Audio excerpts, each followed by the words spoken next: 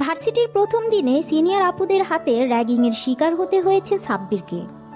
মধ্যবিত্ত পরিবারের সন্তান হচ্ছে সাব্বির।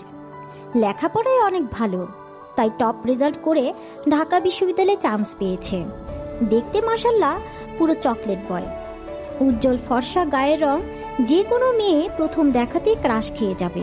এবার গল্পে ফেরা যাক। এই ছেলে সিনিয়রদের কিভাবে সম্মান করতে হয় জানো না?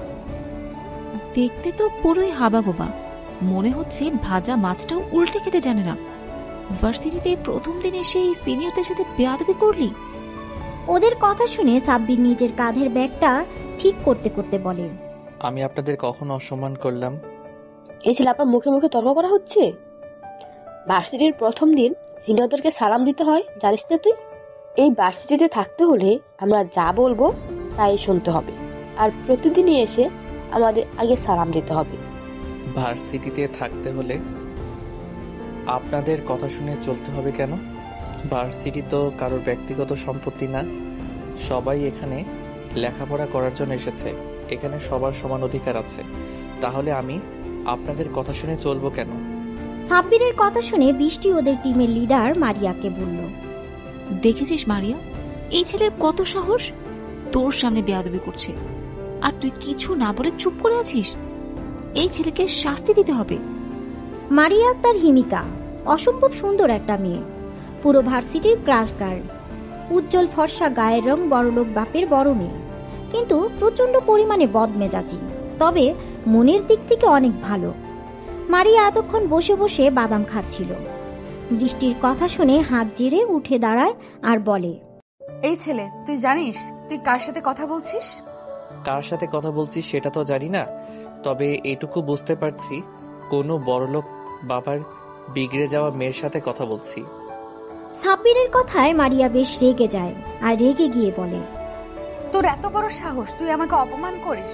তুই জানিস আমার বাবা এই ভার্সিটির প্রিন্সিপাল, আমি চাইলেই তোকে ভার্সিটি থেকে বের করে দিতে পারি। দেখেন আপু, আমি নিজের যোগ্যতায় এই ভার্সিটিতে এসেছি, কোনো ক্ষমতার জোরে বা ঘুষ দিয়ে নয়। যোগ্যতা থাকলে যে কোনো ভার্সিটিতেই আমি চান্স পাবো। আপনি যেটা বলছেন ওটা আপনার ক্ষমতার অহংকার।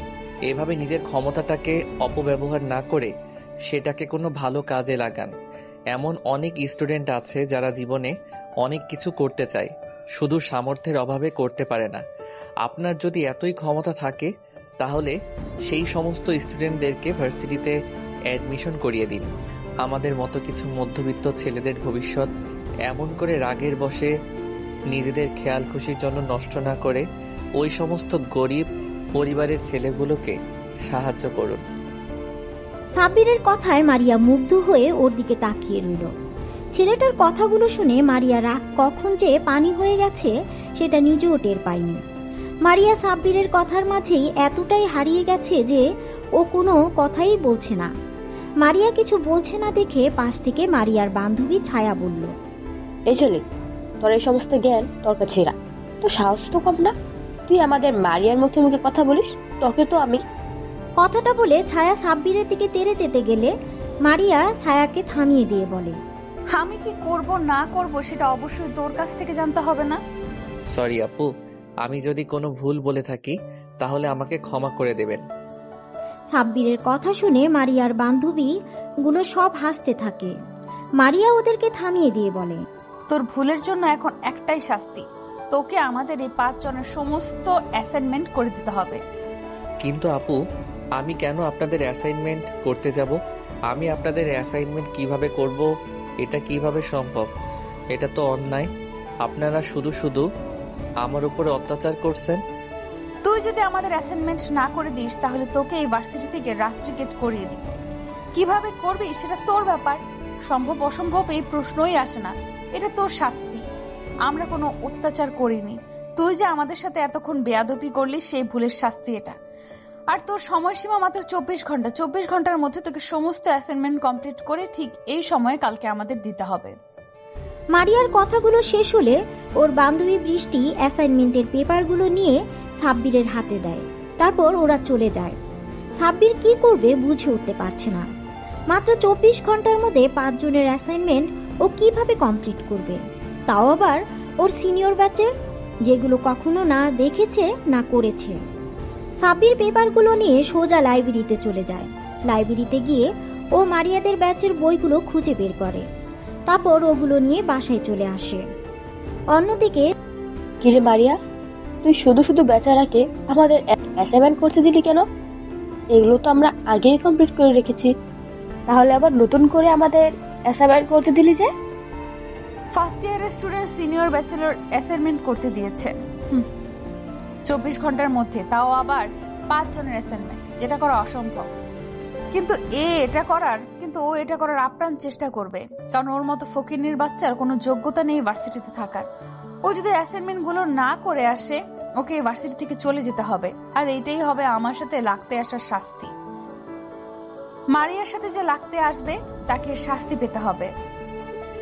অন্যদিকে সাব্বির ভার্সিটি থেকে ফেরার পর থেকে অ্যাসাইনমেন্ট করতে উঠে পড়ে লেগে যায়। কি হলো আপু, সকালে ঘুম থেকে উঠতে লেট হলো বলে না খেয়ে ভার্সিটি চলে গেলে, আবার ভার্সিটিতে গিয়ে ক্লাস না করে চলে এলি। এসব কিছু না খেয়ে সে কখন থেকে কিসব করছিস? কি লিখছিস এগুলো তুই? একটু তো খেয়ে নে, দেখ দুপুর 12টা পার হয়ে গেছে, তুই এখনো কিছু খাসনি। এভাবে থাকলে তো তুই অসুস্থ হয়ে পড়বি। উফ আম্মু, বিরক্ত করো না তো, আমি অ্যাসাইনমেন্ট করছি, এগুলো খুব জরুরি। কাজটা শেষ করেই আমি খেতে আসছি, তুমি যাও। আচ্ছা ঠিক আছে, তাড়াতাড়ি আয়, আমি গেলাম। পরদিন ভার্সিটিতে মারিয়া ও লেডি গ্যাং নিয়ে অপেক্ষা করছে। কি রে, ওই ছোট্ট বাচ্চাটা এখনো এলো না তো? বৃষ্টির কথায় বিরক্ত হয়ে ছায়া বলল, উফ গাধি, তোরা এই বিরক্তকর কথা বন্ধ করবি? হর্দ কথা বাচ্চা, এই বাচ্চাটা আবার কি? কেন, বাচ্চাটাকে বুঝতে পারছিস না? আরে কালকের ওই ছেলেটা যাকে আমরা অ্যাসাইনমেন্ট করতে দিয়েছি, কালকে ওর সাথে এত ঝগড়া করলি, কিন্তু নামটাই তো কেউ জিজ্ঞেস করলি না। ওর তো এখন অ্যাসাইনমেন্ট দেওয়ার কথা, কিন্তু এখনো তো এলো না। সেজন্যই বলছি বাচ্চাটা এখনো এলো না যে। হ্যাঁ, আসলেই তো বাচ্চা। ছায়ার কথাটা শেষ করার আগেই সাব্বির ওদের সামনে এসে অ্যাসাইনমেন্টগুলো এগিয়ে দিয়ে বলল, আসসালামু আলাইকুম আপুরা, এই নিন আপনাদের অ্যাসাইনমেন্ট। সাব্বিরের কথায় ওরা 5 জনে অবাক হয়ে যায়। আর ছায়া বলে, এই ছেলে 24 ঘন্টার মধ্যে সিনিয়র ব্যাচের অ্যাসাইনমেন্ট করা অসম্ভব, তাহলে তুমি কিভাবে করলা? নিশ্চয়ই ভুলভাল লিখে নিয়ে এসেছো। পাশ থেকে বৃষ্টি বলল, এই কেউ অ্যাসাইনমেন্ট গুলো নিয়ে দেখতো সব ঠিক আছে কিনা। ছায়া সাব্বিরের হাত থেকে অ্যাসাইনমেন্টগুলো নিয়ে দেখতে লাগলো।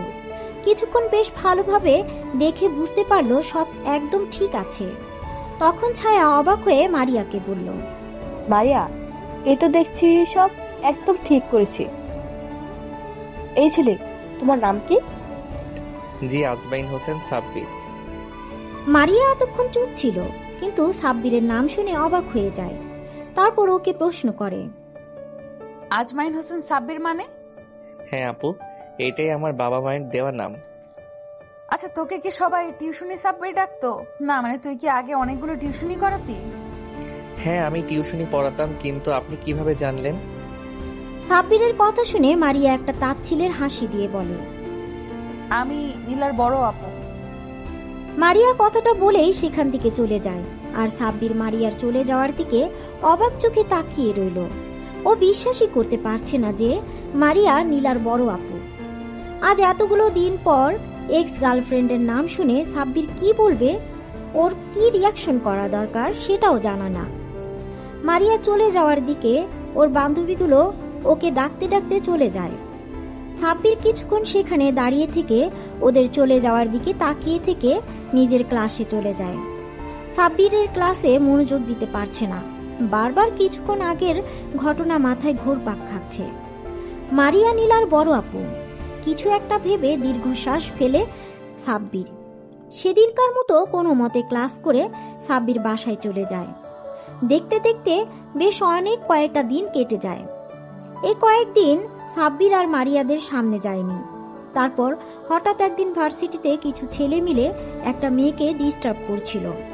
সবাই সেখানে নীরব দর্শকের মতো দাঁড়িয়ে বিষয়টা দেখছিল, কেউ কোনো প্রতিবাদ করছে না। হঠাৎ ছেলেগুলোর মধ্যে একটা ছেলে মেয়েটার ওড়না নিয়ে নেয়। দূর থেকে বিষয়টা সাব্বির লক্ষ্য করতেই রাগে ওর মাথাটা ফেটে যায়। সাব্বির ঝড়ের গতিতে ছেলেগুলোর সামনে গিয়ে ওড়না হাতে থাকা ছেলেটার বুকে একটা লাথি মেরে হাত থেকে ওড়নাটা নিয়ে মেয়েটাকে গড়িয়ে দেয়। বাকি ছেলেগুলো একসাথে সাব্বিরের দিকে তেড়ে আসে ওকে মারতে। উপায় না পেয়ে সাব্বির ওদের সাথে মারপিট করতে থাকে, কিন্তু সাব্বির একা অতগুলো ছেলের সাথে পেরে উঠছিল না। হঠাৎ কোনো একটা ছেলে চাকু নিয়ে সাব্বিরের দিকে তেড়ে আসে। তারপর আর কিছু বোঝা ওঠার আগেই সাব্বিরের পেটে ঢুকিয়ে দেয়। এমন একটা দৃশ্য দেখে চারপাশটা স্তব্ধ হয়ে যায়। ভার্সিটিতে গন্ডগোল দেখে অনেক আগেই প্রিন্সিপাল পুলিশকে ফোন দিয়েছিল। সাব্বিরকে চাকু মারার পর পুলিশের গাড়ি ভার্সিটির মধ্যে ঢুকে পড়ে। তারপর ভিড় ঠেলে ছেলেগুলো পালিয়ে যাওয়ার আগেই ওদের ধরে ফেলে। সাব্বির পেটে হাত দিয়ে মাটিতে লুটিয়ে পড়ে। ক্ষত স্থান অঝরে রক্ত পড়ছে। সাব্বির পড়ে যেতে কোথা থেকে যেন মারিয়া ছুটে আসে। সাব্বির বলে চিৎকার দিয়ে দৌড়ে ওর কাছে চলে আসে। ততক্ষণে সাব্বির তীব্র যন্ত্রণায় কাতরাচ্ছে। মারিয়া গিয়ে ওর মাথাটা নিজের কোলের উপরে নিয়ে কান্না করে দেয় আর বলে, সাব্বির, এই সাব্বির, কিচ্ছু হবে না তোমার। প্লিজ কেউ আমাকে একটু হেল্প করেন, ওকে হসপিটালে নিয়ে যেতে হবে। প্লিজ কেউ একটু অ্যাম্বুলেন্স ডাকো। কথাগুলো বলতে বলতে ভার্সিটিতে অ্যাম্বুলেন্স ঢুকে পড়ে। সাথে সাথে কতগুলো ওয়াচ বয় এসে সাব্বিরকে অ্যাম্বুলেন্সে উঠিয়ে দেয়। তারপর হসপিটালে নিয়ে যায়। ওরা আধ ঘন্টার মধ্যেই হসপিটালে চলে আসে। তারপর ভিতরে আসতেই সাব্বিরকে স্ট্রেচারে করে অপারেশন থিয়েটারের দিকে নিয়ে যাচ্ছিল। তখনই মারিয়া সাব্বিরের হাত ধরে কান্না করে বলে, তোমার কিছু হবে না সাব্বির, প্লিজ চোখ খোলো প্লিজ। সাব্বিরকে অপারেশন থিয়েটারে নিয়ে যায়। মারিয়া ঢুকতে গেলেই নার্স আটকে দেয় আর বলে, ম্যাম, আপনি কেবিনে ঢুকতে পারবেন না। অপারেশন থিয়েটারে কেউ এলাও নয়। আপনি আমার সাথে আসুন, কিছু ডকুমেন্টে আপনার সাইন লাগবে। নার্সের কথাতে মারিয়া নির্দ্বিধায় রিসিপশনে চলে যায় আর কিছু পেপার নিয়ে মারিয়ার সামনে দেয় আর বলে, ম্যাম, এখানে একটা সাইন করে দিন। আপনার সাইন ছাড়া আমরা ট্রিটমেন্ট শুরু করতে পারবো না। কিন্তু এগুলো কিসের পেপার? দেখুন ম্যাম, আপনার হাজবেন্ডের অবস্থা ভালো নয়, তাই এই এগ্রিমেন্ট পেপারে আপনাকে সাইন করতে হবে। ট্রিটমেন্ট চলাকালীন সময় আপনার হাজবেন্ডের কিছু হয়ে গেলে হসপিটাল কর্তৃপক্ষ দায়ী থাকবে না। ম্যাম, তাড়াতাড়ি সাইনটা করুন, ওনার অবস্থা খুবই খারাপ, লেট করা ঠিক হবে না। নার্সের মুখে হাজবেন্ড কথাটা শুনে মারিয়া অবাক হয়ে গেছে। তাও কিছু না ভেবেই পেপারে সাইন করে দিয়ে আবার দৌড়ে অপারেশন থিয়েটারের সামনে চলে যায়। মারিয়া হাউমাউ করে কান্না করছে। এর মাঝে মারিয়ার বান্ধবীরা চলে আসে। মারিয়াকে কান্না করতে দেখে ছায়া বলে, মারিয়া দোস্ত প্লিজ কান্না করিস না, দেখ সাব্বিরের কিচ্ছু হবে না। এবার সাব্বিরের আম্মু আব্বু কান্না করতে করতে হসপিটালে আসেন। ওদের সামনে এসে সাব্বিরের আম্মু কান্না করে মারিয়ার কাছে প্রশ্ন করে, সাব্বির, আমার সাব্বির, কি হয়েছে?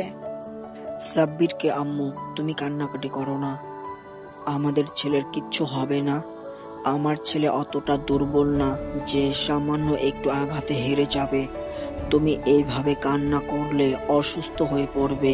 পরে তোমার ছেলে যদি দেখে তার জন্য কান্নাকাটি করে তুমি অসুস্থ হয়ে পড়েছ, তাহলে ছেলেটা অনেক কষ্ট পাবে। তুমি কান্নাকাটি বন্ধ করো। সাব্বিরের আব্বুর কথাতে আম্মুর কান্না বন্ধ করার বৃথা চেষ্টা করে। আম্মু এতক্ষণ মারিয়াকে খেয়াল করেনি। ওদেরকে দেখে আব্বু প্রশ্ন করে, আচ্ছা মামুনিরা, তোমরা কি সাব্বিরের ফ্রেন্ড? জি আঙ্কেল, আমরা সাব্বিরের ফ্রেন্ড। আচ্ছা, তোমরা বলতে পারবে আমার ছেলের এই অবস্থা হলো কিভাবে? মন্ত্রীর ছেলে আকাশ ভার্সিটিতে একটা মেয়েকে টিস করছিল, অসভ্যতামি করছিল। কেউ একটু প্রতিবাদও করেনি। সাব্বির ওখানে গিয়ে মেয়েটাকে প্রোটেক্ট করে, ওদের সাথে মারপিট করে। তখন ওদের মধ্যে থেকে একটা ছেলে সাব্বিরের পেটে চাকু ঢুকিয়ে দেয়। কোনো কিছু বোঝার আগে সাব্বির মাটিতে লুটিয়ে পড়ে। কথাটা বলা শেষ হতে সাব্বিরের আম্মু আবারও কান্না শুরু করে দেয়। তখন মারিয়া আম্মুর কাছে গিয়ে সান্ত্বনা দিয়ে বলে, আন্টি, আপনি কান্না করেন না প্লিজ। আপনি কান্না করলে অসুস্থ হয়ে পড়বেন। দেখবেন আপনার ছেলের কিচ্ছু হবে না, ওর কিছু হতেই পারে না। আল্লাহর কাছে দোয়া করুন, আল্লাহ সব ঠিক করে দিবে। এরই মাঝে অপারেশন থিয়েটার থেকে একটা নার্স বেরিয়ে এসে বলে, এখানে পেশেন্টের বাসার লোক কে আছেন? নার্সের কথাতে সবাই নার্স সামনে আসে। আম্মু অস্থির হয়ে নার্সকে জিজ্ঞাসা করে, আমার সাব্বির কিছু হয়নি তো? ও ঠিক আছে? ও ঠিক হয়ে গেছে তো? অসুস্থ হয়ে গেছে তাই না? আমাকে একটা বার আমার কলিজার টুকরার কাছে যেতে দিন প্লিজ। আমি আমার সাব্বিরের কাছে যাব। ম্যাম, আপনি শান্ত হন। পেশেন্টের অবস্থা খুবই খারাপ। ইমিডিয়েটলি ও পজিটিভ ব্লাডের প্রয়োজন। আমাদের ব্লাড ব্যাংকে এখন ও পজিটিভ ব্লাড নেই। আপনারা জলদি ব্লাডের ব্যবস্থা করেন প্লিজ। নার্সের কথা শুনে সাব্বিরের আব্বু বলল, আমার রক্ত ও পজিটিভ, কিন্তু আমার সুগার আছে। এসব কথার মাঝে আম্মু অস্থির হয়ে বলে, আমার রক্ত নিন, যত রক্ত লাগে নিন, তবুও আমার সাব্বিরকে আমার কাছে ফিরিয়ে দিন। সাব্বিরের আম্মু, তুমি কান্না থামাও। আমাদের ছেলের কিচ্ছু হবে না। তুমি ওকে কি করে রক্ত দেবে? তোমার রক্তের সাথে ওর রক্তের মিল নেই। দেখুন, এসব বললে তো হবে না। রক্ত না পেলে পেশেন্টকে বাঁচানো যাবে না। ওদের কথা শেষ হতেই মারিয়া বলে, নার্স, আমার রক্তের গ্রুপ ও পজিটিভ। আমার সব কিছু নর্মাল। যত রক্ত লাগে আমার শরীর থেকে নিয়ে নিন।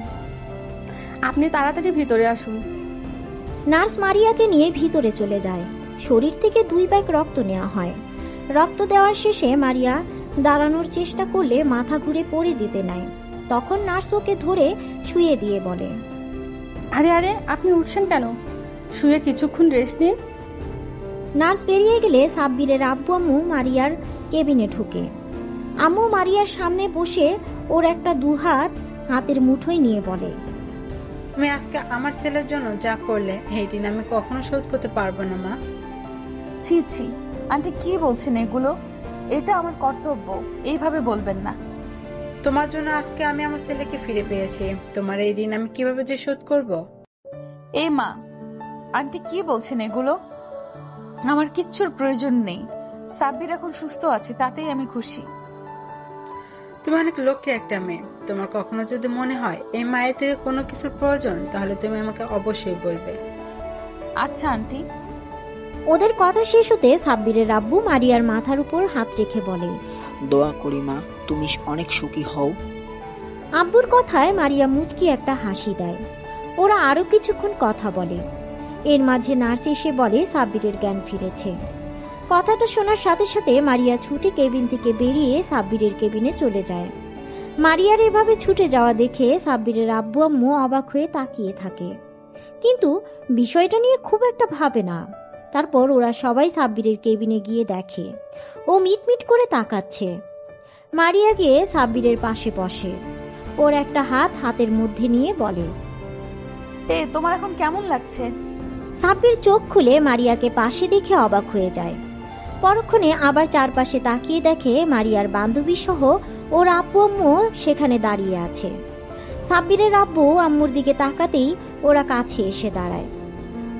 আম্মু সাব্বিরের অন্য হাত ধরে কান্না করে দেয় আর বলে, তাকে কতবার বলেছি এসব মারপিট আর ঝামেলার মধ্যে জড়াবি না। তুই কখনো আমার কথা শুনবি না, সব সময় মারপিটের ভেতরে থাকবি। আজকে যদি তোর কিছু হয়ে যেত তাহলে আমাদের কি হতো? আমরা কি নিয়ে বাঁচতাম? তুই ছাড়া আমাদের আর কি আছে বল? আজকে যদি এই মেয়েটা না থাকতো, তোকে আমি কখনোই ফিরে পেতাম না। সাব্বিরের আম্মুর কথা শুনে মারিয়ার দিকে তাকায় আর প্রশ্ন করে, আম্মু কি বলছো তুমি এগুলো? আমি তো কিছুই বুঝতে পারছি না। উনি আমাকে বাঁচিয়েছে মানে? মেয়েটাই তোকে হাসপাতাল এনেছে, আমার 2 ভাগ রক্ত দিয়ে আজকে তোকে বাঁচিয়েছে। ওই তো তোকে হাসপাতাল নিয়ে এসেছে। আজকে যদি ও না থাকতো তাহলে কি যে হতো ভাবাই যাচ্ছে না। এটা ভাবতে আমার অন্তরাত্মা কেঁপে উঠছে। এরপর থেকে তুই কখনো যদি মারপিটে করিস তাহলে আমাকে আর কখনো আম্মু বলে ডাকবি না। তুই আজকে আমাকে কথা দে, তুই আর কখনো মারপিটের ভিতরে যাবি না। ওর আম্মুর কথা শুনে মারিয়ার দিকে তাকায় আর ওর আম্মুকে উত্তর দেয়, আম্মু, আমি কথা দিলাম আর কখনো মারামারি ভিতরে যাব না। ওদের কথা শেষ হতে মারিয়া সাব্বিরের আম্মুকে বলে, আন্টি আপনি সাব্বিরের কাছে থাকেন, আমি বাসায় গেলাম। বাসায় ফিরতে লেট হলে আব্বু অনেক টেনশন করবে। আচ্ছা মা, তুমি যাও। আর হ্যাঁ, কখনো যদি কিছু সাহায্যের প্রয়োজন হয় তাহলে অবশ্যই আমাকে বলবে। আম্মুর কথার পরিবর্তে মারিয়া মুচকি একটা হাসি দেয়। তারপর চলে যাওয়ার সময় মারিয়ার বান্ধবীগুলো সবাই সাব্বিরের সাথে কথা বলে যায়। সবাই চলে যেতেই সাব্বির কিছু একটা ভেবে মুচকি একটা হাসি দেয়। আব্বু আম্মু ওকে এমন করে হাসতে দেখে ভ্রু কুঁচকে জিজ্ঞাসা করে, কি হলো আব্বু, তুই হাসছিস কেন? না না, কিছু না তো, এমনি। আচ্ছা আব্বু, একটা কথা জিজ্ঞেস করব? আম্মু, তুমি আমাকে কিছু জিজ্ঞেস করবে, তার জন্য পারমিশন নিতে হবে? তুমি নিশ্চিন্তে আমাকে বলো কি বলতে চাও। আব্বু, তুই কি মেয়েটাকে ভালোবাসিস? আম্মুর মুখে এরকম কথা শুনে সাব্বির অবাক হয়ে আম্মুর দিকে তাকিয়ে বলে, আম্মু, কিসব বলছো? তোমার মাথা ঠিক আছে? ওই মেয়েটা আমাদের ভার্সিটির সিনিয়র, আমার থেকে 2 বছরের সিনিয়র। আমার ওর সাথে তেমনভাবে কোনো পরিচয়ই নেই, তাহলে সম্পর্ক হবে কিভাবে? কিন্তু মেয়েটা যে বললো ও তোর ফ্রেন্ড, তাছাড়া মেয়েটাকে দেখে মনে হলো তোকে প্রচন্ড পরিমাণে ভালোবাসে। আম্মু, তুমি ভুল ভাবছো। দেখ আব্বু, আমি তোর আম্মু, আমাকে ঠিক ভুল চেনাতে আসিস না। আমি মেয়েটার চোখে তোর জন্য এক বুক পরিমাণ কষ্ট আর ভালোবাসা দেখেছি, আর তুই কেমন ওদিকে মায়া ভরা দৃষ্টিতে তাকিয়েছিলি। জানিস তো, মায়ের চোখে সন্তান কখনোই ফাঁকি দিতে পারে না। তুমি ঠিক বলছো, এই বিষয়টা আমিও লক্ষ্য করেছি, শুধু বলতে পারছিলাম না। আব্বু আম্মু, তোমরা কি একটু থামবে? আমাকে তোমরা কিছু বলার সুযোগই দিচ্ছ না।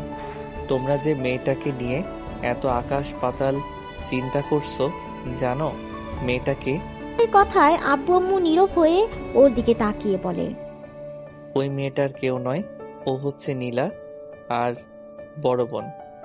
সাব্বিরের মুখে নীলা নামটা শুনে আব্বু আম্মু অবাক হয়ে গেল। নীলার বড় আপু যে এই মেয়েটা মানে মারিয়া, সেটা শুনে আরো অবাক হয়ে গেল। আব্বু আম্মু অনেকক্ষণ চুপ করে সাব্বিরের মুখের দিকে তাকিয়ে রইল। তারপর নীরবতা ভেঙে আম্মু বলল, নীলা মানে সে পিচ্ছি মেয়েটা যাকে তুই টিউশনে পড়াতে যেতি? এই মেয়েটা নীলার বড় বোন, কিন্তু এর সাথে তো নীলা কোনো মিল নেই। সাব্বির ওর আম্মুর কথায় বিরক্ত প্রকাশ করে বলে, আম্মু, তোমার কি মাথা খারাপ হয়ে গেছে? ওরা কি যমজ নাকি একই রকম দেখতে হবে? উফ, তুই একটা মাথা মোটা। আমি কি চেহারা মিলা কথা বলেছি নাকি? আমি বলতে চেয়েছি নীলা অহংকারী বদমেজাজি আর জেদি একটা মেয়ে, শুধু নিজের জেদটাকে ধরে রাখতে তোর সাথে মিথ্যা ভালোবাসা অভিনয় করে তোকে মৃত্যুর মুখে ঠেলে দিয়েছিল, আর সেই মেয়ের বড় বোনে আজকে তোকে মৃত্যুর পর থেকে বাঁচিয়ে আনলো। সাব্বিরের আম্মুর কথা শুনে মুচকি একটা হাসি দেয়। পরক্ষণে আবার ওর আম্মুর মুখে এমন কিছু শুনে যা শোনার জন্য মোটেও প্রস্তুত ছিল না। তবে যাই বলো না কেন সাব্বির আব্বু, মেয়েটাকে কিন্তু আমাদের সাব্বিরের সাথে খুব সুন্দর মানাবে। যদিও সাব্বির থেকে 1 বছর সিনিয়র, তাতে কি, মেয়েটাকে আমার বেশ পছন্দ হয়েছে। অহংকার নীলার থেকে তো ভালোই। আচ্ছা ঠিক আছে, অনেক কথা বলা হয়েছে। ছেলেটা এত বড় একটা ঝড় গেল, এখন আর কথা না বলে ওকে রেস্ট নিতে দাও, আর তুমি বাহিরে চলো। আব্বু আম্মু কেবিন থেকে বেরিয়ে যায়, আর সাব্বির সেই পুরনো দিনের ভাবনাতে ডুব দেয়। দেখতে দেখতে 2টা দিন কেটে যায়। এই 2টা দিন সাব্বিরকে হসপিটালে থাকতে হয়েছিল। আজকে সাব্বিরকে ডিসচার্জ করা হবে। যাওয়ার আগে ক্ষত স্থানের ড্রেসিং করার জন্য একটা নার্স এলো। তারপর নার্স কিছু একটা ভেবে বলতে লাগলো, আচ্ছা, আপনার স্ত্রী তো আর এলো না, উনি কি অসুস্থ নাকি? নার্সের কথা শুনে সাব্বির যেন আকাশ থেকে পড়লো। ভাবছে ওর আবার বউ আসলো কোথা থেকে? সেখানে এখন অব্দি বিয়েটাই করলো না, সেখানে আবার বউ। সাব্বির অবাক হয়ে বলল, আমার বউ মানে? কেন, সেদিন ম্যাডামই তো আপনাকে হসপিটালে আনলো, ব্লাড দিল, এমনকি এগ্রিমেন্ট পেপারে সাইন করলো। সত্যি ভাগ্য করে এমন একটা বউ পেয়েছেন। উনি যদি আপনাকে হসপিটালে আনতে আর কয়েক মিনিট লেট করতো, তাহলে হয়তো আর আপনাকে বাঁচানো যেত না। তাছাড়া ম্যাডাম যে পরিমাণে কান্না করেছে আপনি ভাবতেও পারবেন না। যতক্ষণ আপনার ট্রিটমেন্ট হয়েছে ততক্ষণ উনি পাগলের মতো কান্না করেছেন। আপনার জন্য যে পরিমাণে পাগলামি করছিল তাতে তো স্পষ্ট বোঝা যায় উনি আপনার স্ত্রী আর আপনাকে প্রচণ্ড পরিমাণে ভালোবাসে। নার্সের কথা শুনে সাব্বিরের অবাকের উপর অবাক হচ্ছে। ভাবতেই পারছে না ওরই এক্স গার্লফ্রেন্ডের বড় বোন নাকি ওর জন্য কান্না করেছে, এমনকি ওর জন্য এত কিছু করেছে। সাব্বিরের মনে এখন একটা প্রশ্নই ঘুরপাক খাচ্ছে, আর সেটা মারিয়া ওর জন্য এত কিছু কেন করেছে? তাহলে কি আম্মু যেটা বলল সেটাই সত্যি? কিন্তু সেটা কিভাবে সম্ভব? সাব্বির বারবার নিজেকে প্রশ্ন করছে। নার্সের ড্রেসিং করা হয়ে গেলে চলে যাচ্ছিল, কিন্তু কিছু একটা মনে করে আবার ফিরে এসে বলল, আর হ্যাঁ, দোয়া করি আপনারা দুজন অনেক সুখী হন। জানেন তো, লাইফ পার্টনার হিসেবে এমন কাউকে পাওয়াটা অনেক ভাগ্যের ব্যাপার। তাকে সবসময় ভালোবাসার মানুষটাকে আগলে রাখবেন। সাব্বিরকে ডিসচার্জ করা হলে ও আব্বু আম্মুর সাথে বাসায় ফিরে আসে। দেখতে দেখতে আরো 1 সপ্তাহ কেটে যায়। এর মাঝে মারিয়া একবারও সাব্বিরের খোঁজ খবর নেয়নি। পুরো 1 মাস লেগে গেল সাব্বির সুস্থ হতে, আর সুস্থ হতে ভার্সিটিতে যাবে বলে ঠিক করে। সাব্বির রেডি হয়ে আম্মুকে বলে ভার্সিটির উদ্দেশ্যে বেরিয়ে পড়ে। তারপর ক্যাম্পাসে এসে সাব্বির বারবার এদিক ওদিক মারিয়াকে খুঁজছিল। কেন জানি না, সাব্বির এই 1টা মাস মারিয়াকে অনেক মিস করেছে। বারবার শুধু মারিয়ার মায়াবী মুখ ওর চোখের সামনে ভেসে উঠেছে। অনেকক্ষণ মারিয়াকে খুঁজেও যখন পেল না, তখন হতাশ হয়ে ক্লাসে চলে যায়। তারপর ক্লাস করতে থাকে। অন্যদিকে, কিরে মারিয়া, আজ এতদিন পর সাব্বির ভার্সিটিতে আসলো, আর তুই একটা বার ছেলেটার সাথে দেখা করলি না? এই কয়টা দিন তো পাগল হয়ে গিয়েছিলি ওকে দেখতে না পেয়ে, আর আজকে যখন ও এসেছে একটা বার ওর সামনেও যাচ্ছিস না। দেখলাম ও তোকে অনেকক্ষণ যাবৎ খুঁজছিল, অবশেষ না পেয়ে মুখটা মলিন করে ক্লাসে চলে গেল। ওদের কথা শুনে মারিয়া মলিন সুরে বলে, আমি কিভাবে ওর সামনে যাব বলতে পারিস? সাব্বির নিশ্চয়ই এখন আমাকে ঘৃণা করে। আজব তো, তাকে ঘৃণা করবি কেন? কারণ আমি যে নীলার বোন, এটা জানার পর থেকে সাব্বির নিশ্চয়ই আমাকে ঘৃণা করে। সাব্বির হয়তো ভাবে আমিও নীলার মতো অহংকারী, বদমেজাজি আর প্রতারক। আর তার প্রমাণ তো আমি নিজেই দিয়ে দিয়েছি। ছেলেটা ভার্সিটির প্রথম দিন আসতেই ওর সাথে কি করলাম, তখন ও কি বলেছিল তোদের হয়তো মনে নেই, আমি নাকি বড়লোক বাবের বিগড়ে যাওয়া সন্তান। আর আমিও তো নীলার মতোই ওর দারিদ্রতার সুযোগ নিয়েছিলাম। ছেলেটা যে কয়টা দিন হলো ভার্সিটিতে আসছে, আমি প্রত্যেকটা দিন ওর সাথে রাফ বিহেভ করেছি। দেখ মারিয়া, আমরা সবসময় যেটা ভাবি সেটা কিন্তু হয় না। তুই কি জানিস, আমরা নিজেরাই নিজেদের শত্রু। যে বিষয়টা নিয়ে আমরা ভয়ে থাকি, সেই বিষয়টা নিয়ে আমরা এতটাই চিন্তা করে ফেলি যে যেটা হবার নয় সেটাও কল্পনায় চলে আসে। তারপর সেটার সম্মুখীন হবার সাহসও হয় না আমাদের। এইভাবে ভুলভাল চিন্তা ভাবনা বাদ দিয়ে সাব্বিরের সাথে দেখা করে কথা বল। ছেলেটার উপর দিয়ে এতটা ধকল গেছে, ওকে জিজ্ঞেস কর এখন কেমন আছে। ওকে একটু সময় দে। আর তোর জন্য যদি ওর মনে কোনো নেগেটিভ চিন্তা ভাবনা থাকে, তাহলে সেটা দূর করার চেষ্টা কর। ভার্সিটিতে এসেই ও প্রথমে তোকে খুঁজছিল, আর তুই ওকে এড়িয়ে যেতে চাইছিস। বৃষ্টির কথাগুলো মারিয়া মনোযোগ দিয়ে শুনল। তারপর নিজের মনকে প্রশ্ন করল, বৃষ্টি ঠিকই বলছে, আমার একবার সাব্বিরের সামনে গিয়ে ওর সাথে কথা বলা দরকার। অন্যদিকে সাব্বিরের ক্লাসগুলো শেষ হলে ও ক্যান্টিনের দিকে যাচ্ছিল। তখনই বৃষ্টি আর ছায়া এসে ওর সামনে দাঁড়ায় আর বলে, এই শোন মারিয়া, তোকে ভার্সিটির পেছন দিকে লেকের পাড়ে যেতে বলেছে। মারিয়া নামটা শুনে সাব্বিরের মুখে হাসির রেখা ফুটে ওঠে। তখন ও বলে, মারিয়া আপু আমাকে ডেকেছে, কিছু বলবে আমাকে? তোর সমস্যা কি বলতো? এত বেশি বুঝিস কেন সব বিষয়ে? তোকে না বললাম মারিয়া ডাকছে, তুই সেখানে না গিয়ে আমাদের প্রশ্ন করছিস। যে ডেকেছে তার থেকে শোন। সাব্বির আর এক মুহূর্ত সেখানে না থেকে ওখান থেকে ছুটে ভার্সিটির পেছনের দিকে লেকের পাড়ে চলে আসে।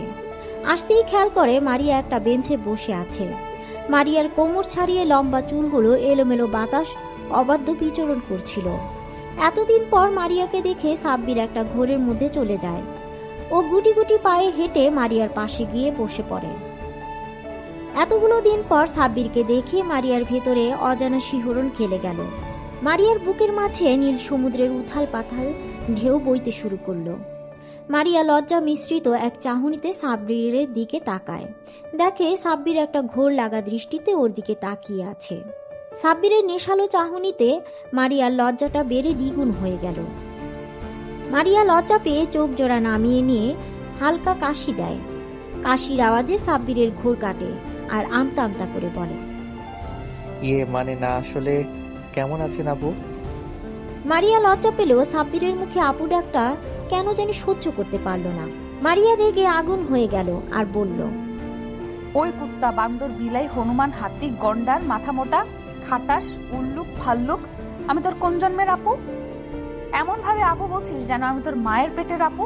খবরদার, আর কখনো যদি আমাকে আপু বলে ডেকেছিস তাহলে তোর খবর করে ছেড়ে দিব, কুত্তা, বলে রাখলাম। মারিয়ার আগে ফুঁসতে লাগলো। সাব্বির আবুলের মতো মারিয়ার রাগী চেহারার দিকে তাকিয়ে ভাবতে লাগলো, আপু, আপনি তো আমার 2 বছরের সিনিয়র, তাহলে আপনাকে আপু ডাকবে না তো কি ডাকবো? কি বলে ডাকবি মানে? আমার একটা সুন্দর নাম আছে, তুই জানিস না? এখন থেকে আমার নাম ধরে ডাকবি। আর কি আপনি আপনি লাগিয়ে রেখেছিস? হ্যাঁ, কিন্তু আপনি তো আমার থেকে বড়, আপনার নাম ধরে ডাকলে সবাই বিষয়টা কিভাবে নিবে? আর আপনি বলে না ডাকলে সেটা তো বেয়াদবি হয়ে যাবে। আপনি না বলেছিলেন আপনাদেরকে সম্মান দিয়ে কথা বলতে, আমি তো এখন সেটাই করছি। তাহলে এত অভিযোগ কেন? একবার বলেছি শুনতে পাসনি? আমি বলেছি মানে তুই আমার নাম ধরেই আর তুমি করেই ডাকবি। মারিয়া বলেই কিছুক্ষণ চুপ করে থেকে তারপর নিজেকে বেশ স্বাভাবিক করে শান্ত গলায় বলল, এখন কেমন আছো তুমি? মারিয়ার মুখে তুমি ডাকটা শুনে সাব্বিরের ভেতরে মৃদু বাতাস বয়ে গেল। তারপরও বলল, আলহামদুলিল্লাহ ভালো আছি, আপনি কেমন আছেন? সাব্বিরের মুখে আবার আপনি ডাক শুনে মারিয়া রাগী চোখে তাকিয়ে সাব্বির আমতা আমতা করে বলল, আপনাকে তুমি ডাকতে সময় তো লাগবেই। আমি সবাইকে আপনি করে ডাকতে অভ্যস্ত, তাই তুমি ডাকটা সহজে আসে না। সাব্বিরের ভয়ার্ত চেহারা দেখে মারিয়া একটু মুচকি হাসে। তখনও জিজ্ঞাসা করে, আচ্ছা তোমাকে একটা কথা বলবো, যদি কিছু মনে না করো। কি কথা বলো? আর মনে করার কি আছে? আমি তোমার কোনো কথাতেই কিছু মনে করব না, তুমি নির্দ্বিধায় বলো। তুমি তো নীলার আপু, অথচ নীলার স্বভাবের সাথে তোমার কোনো মিল নেই। দুজনে দুই মুদ্রার উল্টো পিঠ। তুমি এতটা আলাদা কেন? এই প্রশ্নটা আমার মনে বারবার ঘুরপাক খাচ্ছে। এর জন্য তুমি এতটা ভয় পাচ্ছিলে? তবে হ্যাঁ, তুমি কথাটা ঠিক বলেছ। আমি আর নীলা দুজনেই দুই রকম। নীলার সাথে আমার কোনো মিল নেই। নীলার অতিরিক্ত অহংকার করত। ওর এই অহংকার আর জেদের জন্যই হয়তো ওকে শাস্তি পেতে হয়েছে। শাস্তি পেয়েছে মানে কি বলছো তুমি? আমি তো কিছুই বুঝতে পারছি না। নীলা তোমার সাথে যেটা করেছে ঠিক এইরকম ভাবে আরো অনেক ছেলের সাথে এইরকম করেছে। কিন্তু ওই যে কথায় আছে না, পাপের খরা পূর্ণ হয়ে গেলে পাপের শাস্তি হবেই হবে। নীলার এমন কাজে অনেক ছেলেই ওর উপর ক্ষিপ্ত ছিল। তারপর ও যখন মন্ত্রীর ছেলে আকাশের একটা ফ্রেন্ডের সাথে ঠিক একইভাবে গেমের অভিনয় করে, তখন আকাশ অনেক ক্ষিপ্ত হয়ে যায়। এরপর একদিন নীলাকে জোর করে তাকে তুলে নিয়ে গিয়ে ধর্ষণ করে মেরে ফেলে। মারিয়ার এমন কথা শুনে সাব্বিরের পুরো পৃথিবী যেন থমকে গেছে। ও বিশ্বাসই করতে পারছে না নীলা আর নেই। আপনাদের সবার মনে হয়তো প্রশ্ন থাকতে পারে, সাব্বিরের সাথে কি এমন করেছিল নীলা? আসুন তবে আপনাদের সব ঘটনা খুলে বলি। সাব্বির মধ্যবিত্ত পরিবারের ছেলে। সাব্বিরের আব্বু হঠাৎ অসুস্থ হয়ে পড়ায় সেই মুহূর্তে সাব্বিরকে পরিবারের হাল ধরতে হয়েছিল। নীলা ছিল সাব্বিরের প্রথম ছাত্রী। সাব্বির প্রথম থেকেই নীলাকে অনেক স্নেহ করত, কিন্তু নীলার কাছে সেগুলো বিরক্ত লাগতো। তারপরে নীলার আব্বু আম্মু সাব্বিরের প্রতি অতিরিক্ত কেয়ার আর ভালো মানসিকতা দেখে নীলা রাগে, হিংসায় আর জেদের জন্য সাব্বিরের সাথে ভালোবাসার নাটক করে। সাব্বির যখন ওর প্রেমের প্রস্তাবে রাজি হচ্ছিল না, তখন নীলা সুইসাইডের নাটক করছিল। ফলস্বরূপ সাব্বিরকে বাধ্য হয়ে রাজি হয়ে যেতে হয়েছিল। তারপরও সাব্বির ওদের সম্পর্কটা নিয়ে খুবই দ্বিধায় ছিল, কারণ নীলা খুবই ছোট ছোট ড্রেস পরত আর নাইট ক্লাবে গিয়ে অন্য ছেলেদের সাথে পার্টি করত, ড্রিঙ্কস করত। এক কথায় নীলার এরকম চলাফেরা সাব্বিরের মোটেও পছন্দ ছিল না। কিন্তু সাব্বির মানা করলে নীলা ওকে অনেক কথা শুনিয়ে দিত। তারপর একদিন রাতে সাব্বির টিউশনি শেষ করে বাসায় ফেরার পথে দেখে একটা গাড়ির মধ্যে একটা মেয়ে আর একটা ছেলে অন্তরঙ্গ অবস্থায় আছে। সাব্বির দেখেও এড়িয়ে যাচ্ছিল। ঠিক সেই সময় গাড়ির ভেতর থেকে মেয়েটার খুবই বিশ্রী একটা আওয়াজ শুনতে পায়। সাব্বিরের কেন জানি ভয়েসটা খুবই চেনা চেনা লাগছিল। তখনও গাড়ির জানালার কাছে গিয়ে দেখে নীলা একটা ছেলেকে কিস করছে। এসব দেখে সাব্বিরের মাথায় যেন আকাশ ভেঙে পড়ল।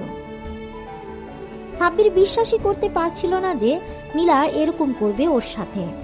নীলা খুবই বাজেভাবে চলাফেরা করলেও এটুকু সাব্বিরের বিশ্বাস ছিল যে ও কখনো এমন কাজ করতে পারে না। কিন্তু সেদিন ওকে এরকম অবস্থায় দেখে সাব্বিরের বলার ভাষা হারিয়ে ফেলেছিল।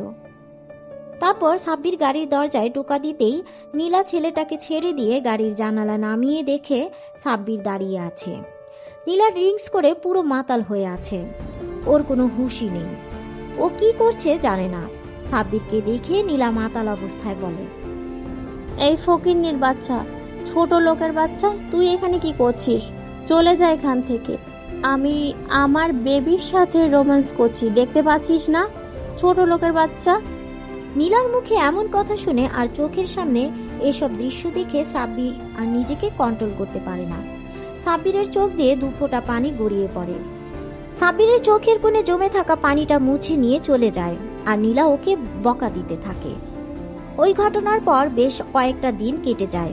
সাব্বির আর নীলার সাথে দেখা করেনি আর ওকে টিউশনিও পড়াতে যায়নি। সাব্বির যোগাযোগ করছে না দেখে নীলার মধ্যে কোনো চিন্তা ভাবনা নেই।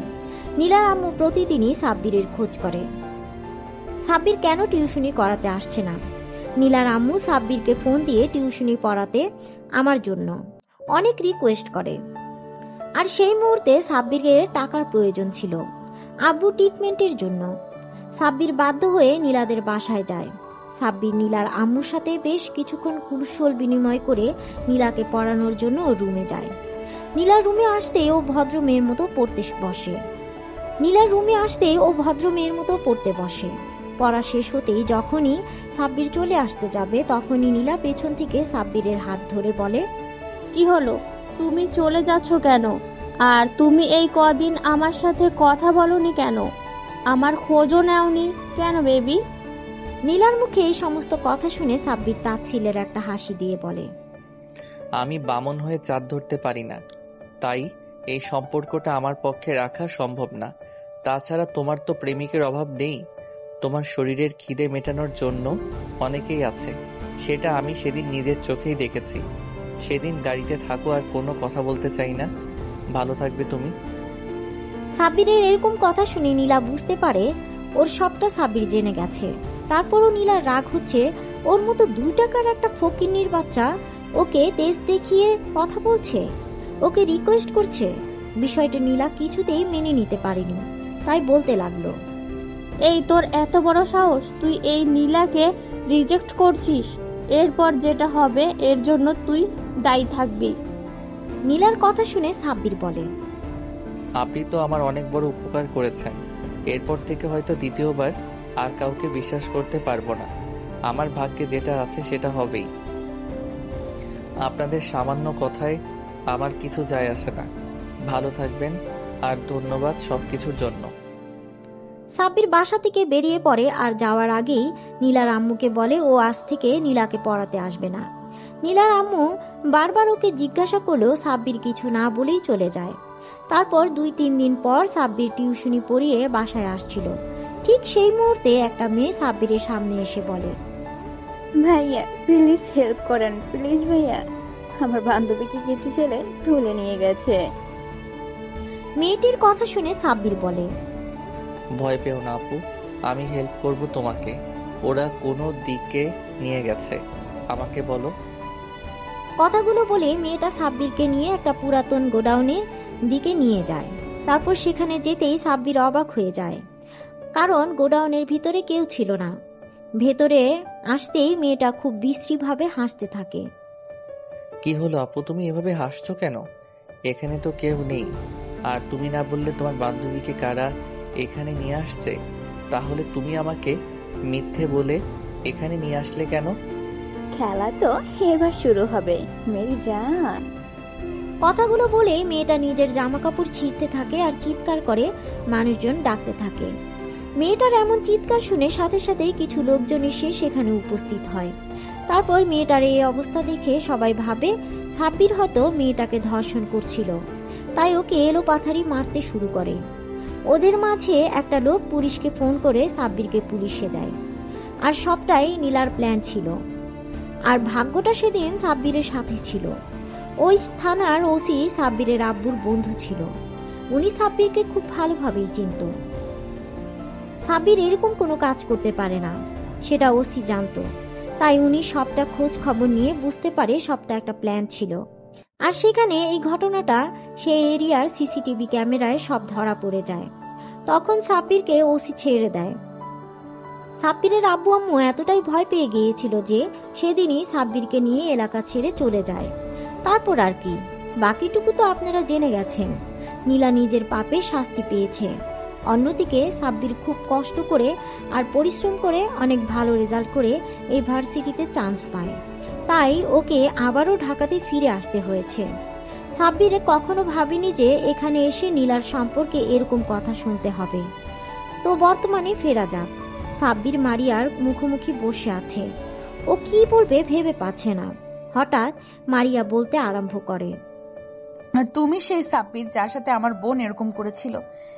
এটা জানার পর থেকে লজ্জার জন্য আমি তোমার সামনে আসতে পারিনি। আমি আমার বোনের কাজের জন্য আমি তোমার কাছে ক্ষমা চাচ্ছি। নীলা যেটা করেছে তোমার সাথে সেটা হয়তো ক্ষমার অযোগ্য। এমনকি সেদিন হসপিটালেও এই জন্যই তোমার সামনে যেতে পারিনি। আরে না না, তোমাকে মাপ চাইতে হবে না। তোমার আর তোমার বোনের মধ্যে আকাশ পাতাল তফাৎ। তোমার বোনের থেকে আমি প্রথম থেকে দূরে দূরে থাকতাম, কারণ ওকে আমার কখনোই পছন্দ ছিল না। শুধু ওর জেদের কাছে হার মেনে ওর সাথে রিলেশনে যেতে হয়েছিল। থাক, সেগুলো পুরনো অতীত। ওসব কথা আর না তোলাই ভালো। তবে তুমি কি আমাকে ক্ষমা করে দিয়েছো তো? ক্ষমা করার প্রশ্নই ওঠে না। তুমি তো কখনো ভুল করনি। যা করেছে নীলা করেছে, তার ভুলের জন্য তুমি কেন লজ্জিত হবে? এসব কথা আমি ভুলে গেছি। সেসব কথা মনে করে নিজেকে ছোট করো না। আমি কখনোই ওর জন্য তোমাকে অন্য চোখে দেখিনি। আমি মেয়েদেরকে অনেক সম্মান করি, তাই তোমাকে কখনো অসম্মান করব না, কথা দিলাম। সাব্বিরের কথা শুনে মারিয়া একটা স্বস্তির নিঃশ্বাস ফেলে সাব্বিরকে বলে, তাহলে আজ থেকে আমরা বেস্ট ফ্রেন্ড। সাব্বির একবার মারিয়ার দিকে তাকাচ্ছে, একবার মারিয়ার হাতের দিকে, তারপর মুচকে একটা হাসি দিয়ে মারিয়ার হাতের সাথে হাত মিলিয়ে বলে, ওকে বেস্ট ফ্রেন্ডস। মারিয়া কিছুক্ষণ চুপ থেকে বলে, আচ্ছা আমি একটা প্রশ্ন করব তোমাকে। বলো, কি বলবে? আচ্ছা, আমি তো নীলাকে পড়াতে যেতাম, কোনোদিন তো তোমাকে দেখিনি। আরে পাগল, আমি তো পড়াশোনার জন্য দেশের বাইরেই গিয়েছিলাম। নীলার হঠাৎ চলে যাওয়ায় আব্বু আম্মু অনেক ভেঙে পড়েছিল, তাই আমাকে দেশে ফিরে আসতে হয়েছে। তারপর আব্বু আম্মু আর আমাকে যেতে দেয়নি। এইখানে থেকে পড়াশোনাটা কন্টিনিউ করছি। নীলা চলে যাওয়াতে আব্বু আম্মু আমাকে চোখে হারায়, তাই কোথাও একা ছাড়ে না। সবসময় আমাকে চোখে চোখে রাখে, সামনে নিয়ে রাখে। ও আচ্ছা, বুঝলাম। এভাবে দেখতে দেখতে বেশ কয়েকদিন কেটে গেছে। আর এই কয়েকটা দিনে মারিয়া আর সাব্বিরের মাঝে খুব ভালো বন্ধুত্বপূর্ণ সম্পর্ক তৈরি হয়েছে। মারিয়া ধীরে ধীরে সাব্বিরের প্রতি অনেক দুর্বল হয়ে পড়েছে। মারিয়া এখন সাব্বিরকে ছাড়া কিছুই কল্পনা করতে পারে না। তারপরও সাব্বিরকে নিজের মনের কথা বলতে পারে না। এভাবে হঠাৎ একদিন সাব্বিরের ক্যান্টিনের দিকে যাচ্ছিল। ঠিক সেই সময় কোথা থেকে একটা মেয়ে সাব্বিরের বলে চিৎকার করে ছুটে এসে ওকে জড়িয়ে ধরে। মেয়েটার এমন কর্মকাণ্ডে সাব্বির তাল সামলাতে না পেরে 2 কদম পিছিয়ে যায়। তারপর নিজেকে সামলে নিয়ে জড়িয়ে ধরা মেয়েটিকে দেখার চেষ্টা করে, কিন্তু মেয়েটার মুখ দেখতে পাচ্ছে না, কারণ মেয়েটা ওর বুকে মুখটা গুজে রেখেছিল। সাব্বির মেয়েটাকে জোরে করে সরিয়ে নিয়ে দেখে এটা আর কেউ না, ওর কাজিন তিন্নি। তিন্নিকে দেখে সাব্বির ভুরু কুচকে তাকায়। তিন্নি মুচকে একটা হাসি দিয়ে বলে, কেমন আছো সাব্বির ভাইয়া? কিরে, তুই এখানে কি করে এলি? তুই না দেশের বাইরে ছিলি, তাহলে দেশে ফিরলি কবে? ভাইয়া, আমি আজকে দেশে ফিরেছি, আর এসে তোমার সাথে দেখা করতে চলে এসেছি। তুমি খুশি হওনি আমাকে দেখে? খুশি হয়েছি, আর অবাকও হয়ে গেছি। হঠাৎ তোকে দেখে ঘাবড়ে গিয়েছিলাম। কিন্তু তোমাকে দেখতে তো মনে হচ্ছে না তুমি খুশি হয়েছো। মনে হয়েছে আমার উপরে বিরক্ত হচ্ছ। পাগলি, আমি এতদিন পর আমার পিচ্চি বোনটাকে দেখতে পেলাম, আর আমি খুশি না হয়ে থাকতে পারি? আচ্ছা, এখন আর মুখ ভার করে থাকিস না, চল তোকে আমার ভার্সিটিটা ঘুরিয়ে দেখাই। সাব্বির তিন্নিকে নিয়ে ভার্সিটির অন্য দিকটায় চলে যায়। ওরা যেতে মারিয়া আর ওর বান্ধবীগুলো আড়াল থেকে বেরিয়ে আসে। মারিয়ার বান্ধবীগুলো এতক্ষণ মারিয়াকে আটকে রেখেছিল, কারণ তিন্নি সাব্বিরকে জড়িয়ে ধরতে দেখে ও বেজায় রেগে গিয়েছিল। মারিয়া পারে তো এসে তিন্নিকে খুন করে। মারিয়া রাগে ফুঁসছে, কারণ সাব্বির অন্য একটা মেয়ের সাথে সময় দিচ্ছে। ও কোনো মতেই মেনে নিতে পারছে না সাব্বির অন্য একটা মেয়ের হাত ধরে ঘুরছে, হাসাহাসি করছে, ওকে জড়িয়ে ধরছে, এমনকি খাইয়ে পর্যন্ত দিচ্ছে। মারিয়া আরেক মুহূর্ত যদি এখানে থাকে তাহলে তন্নিকে ভস্ম করে দিবে। সাব্বির আর তন্নি ভার্সিটি থেকে চলে যাওয়ার উদ্দেশ্যে পা বাড়াতেই ওরা গিয়ে মারিয়ার সামনে পড়ে। মারিয়া খেয়াল করে মেয়েটা সাব্বিরের হাত ধরে রেখেছে। মারিয়ার আগুন চোখ সাব্বিরের দিকে তাকাতেই মারিয়াকে সাব্বির চোখের ইশারায় জিজ্ঞাসা করে কি হয়েছে, কিন্তু কিছু বলে না, মুখ ফিরিয়ে নেয়। কিছুক্ষণ চুপ থেকে সাব্বির বলে, পিচি বোন, এটা আমাদের ভার্সিটির সিনিয়র আপু, আর ও আমার বেস্ট ফ্রেন্ড। আর মারিয়া, এই হচ্ছে আমার কাজিন তিন্নি। মারিয়া অন্যদিকে মুখ ঘুরিয়ে রেখেছিল। সাব্বিরের কথায় ওদের দিকে তাকায়। মারিয়ার রাগের কারণ হচ্ছে তিন্নি মারিয়ার থেকেও সুন্দরী, আর প্রতিটা মেয়ের জাতিগত অভ্যাস নিজের থেকে সুন্দরী কাউকে দেখলেই বিনা কারণে রেগে যাওয়া, তার উপরে আবার সেটা যদি নিজের প্রিয় মানুষের সাথে ঘুরোঘুরি করে। মারিয়া নিজের রাগটা কন্ট্রোল করে মুখে বলে, ভালোই তো। আসসালামু আলাইকুম আপু, কেমন আছেন? ওয়ালাইকুম আসসালাম, আলহামদুলিল্লাহ আমি ভালো আছি। তুমি কেমন আছো? জি আপু, ভালো আছি। তিন্নিকে মারিয়ার একটু সহ্য হচ্ছে না, তারপরও এটা ভেবে নিজের মনকে সান্ত্বনা দিচ্ছে যে মেয়েটা ওর থেকে সিনিয়র আপু। তিন্নি সাব্বিরকে ছোটবেলা থেকেই অনেক ভালোবাসে, কিন্তু সাব্বিরের অতিরিক্ত রাগের কারণে কখনো ভয়ে ওকে বলতে পারেনি। তিন্নি নিজেও মারিয়াকে দেখে সহ্য করতে পারছে না। ও নিজেকে এটা ভেবে সান্ত্বনা দিচ্ছে যে মারিয়া সাব্বিরের সিনিয়র, তাই ওর সাথে কখনোই সাব্বিরের সম্পর্ক হয় না। মারিয়া রেগে সেখান থেকে ওর বান্ধবীদেরকে নিয়ে সেখান থেকে চলে যায়। সাব্বির মারিয়াকে কয়েকবার ডাকলো, তারপরও দাঁড়ালো না। সাব্বির তিন্নিকে নিয়ে বাসায় চলে আসে। তারপর ভিতরে আসতেই আম্মু বলে, কিরে তোরা চলে এসেছিস? মেয়েটাকে কতবার বললাম ভার্সিটিতে যেতে হবে না, তুই একটু পরেই চলে আসবি, তারপর দেখা করতে চলে গেল। ও আমার সুইট কিউট আন্টি, আমি এতদিন পরে দেশে ফিরলাম আর এসে সাব্বির ভাইয়াকে দেখবো না, এটা কোনো কথা? আমি ভাইয়ার জন্য দেশে ফিরছি না। তিন্নির কথা শুনে সাব্বির অবাক হয়ে ওর দিকে তাকায়। তারপর ওর মাথায় একটা চাটি মেরে বলে, এই তুই আমার জন্য দেশে ফিরেছিস মানে? সাব্বিরের হাতির চাটি খেয়ে তিন্নির হুঁশ ফিরে, বুঝতে পারে ও আবেগের বশে কি বলে ফেলেছে। তখন তিন্নি জিহ্বায় কামড় দিয়ে বলে, ওপস, না কিছু না। কথাটা বলেই তিন্নি ছুটে নিজের রুমে চলে যায়। তিন্নির চলে যাওয়া দেখে আম্মু মুচকি হাসি দিয়ে বলে, পাগলি মেয়েটা। তিন্নির কথাগুলো সাব্বিরের কেমন জানি লাগলো। তারপরও বিষয়টাকে খুব বেশি পাত্তা না দিয়ে নিজের রুমে চলে যায়। রুমে এসে বিছানায় ধপ করে শুয়ে পড়ে আর ভাবতে থাকে যে মারিয়া তখন ওভাবে রেগে চলে গেল কেন। আচ্ছা, এই মেয়ে সবসময় এমন করে কেন? আমি যদি কোনো মেয়ের সাথে কথা বলি তাও রেগে যায়, আগুন চোখে তাকিয়ে থাকবে, কখনো কোনো মেয়ের সাথে ফ্রেন্ডশিপ করতে দেয় না। এমন কেন করে মেয়েটা? আর আজকে কিনা শেষমেশ তিন্নিকে আমার সাথে দেখেও রেগে গেল। ও গড, আমি পাগল হয়ে যাব। কথাগুলো ভাবতে ভাবতে সাব্বির ঘুমিয়ে পড়ে। দেখতে দেখতে আরো কিছুদিন কেটে যায়। এই কয়েকদিনে মারিয়া সাব্বিরের সাথে ভালোভাবে কথা বলেনি, আর সাব্বিরও মারিয়াকে সময় দিতে পারেনি, কারণ তিন্নি সবসময় ওর সাথে থেকেছে। তিন্নির কারণে সাব্বির মারিয়াকে একটা কলও দিতে পারেনি। কয়েকটা দিন পর ঘটনা, সাব্বির সেদিন ক্লাস করছিল, তখন প্রিন্সিপাল স্যার এসে বলে, অ্যাটেনশন প্লিজ, সবার উদ্দেশ্যে বলা হচ্ছে আগামী পরশুদিন আমাদের ভার্সিটি থেকে দুটো ব্যাচকে ট্যুরে নিয়ে যাওয়া হবে। তোমাদের ব্যাচ আর তোমাদের সিনিয়র একটা ব্যাচকে সিলেক্ট করা হয়েছে। সময় হাতে কম, তাই ডিটেলস জানতে হলে অ্যাকাউন্টস থেকে জেনে নেবে। দুদিনের ট্যুর হবে আর তোমাদের সবাই ফ্যামিলি থেকে যে কোনো একজন মেম্বারকে সাথে করে নিয়ে যেতে হবে। যারা যেতে চাও তারা ফর্মালিটিসগুলো পূরণ করে নিবে। কথাগুলো বলে প্রিন্সিপাল চলে গেলে আর সাব্বির বেশ খুশি হয়ে যায়। ক্লাস শেষ করে সাব্বির বাইরে আসতেই মারিয়া ওর সামনে আসে আর জিজ্ঞাসা করে, সাব্বির তুমি কি ট্যুরে যাচ্ছ? হ্যাঁ যাব তো, কেন তুমি যাবে না? হ্যাঁ আমিও যাব।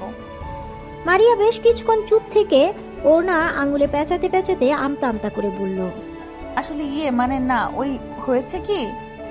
এমন সাপের মতো মোচড়া মোচড়ি করছো কেন? কি বলবে বলো? আমি কি কখনো তোমাকে কোনো বিষয়ে বকা দিয়েছি যার জন্য এমন ভয় পাচ্ছ বলতে? না মানে তোমার পাশের সিটটা আমার জন্য রাখবে, অন্য কাউকে বসতে দিবে না। মারিয়া কথাটা বলেই লজ্জা পেয়ে মাথা নিচু করে নেয়।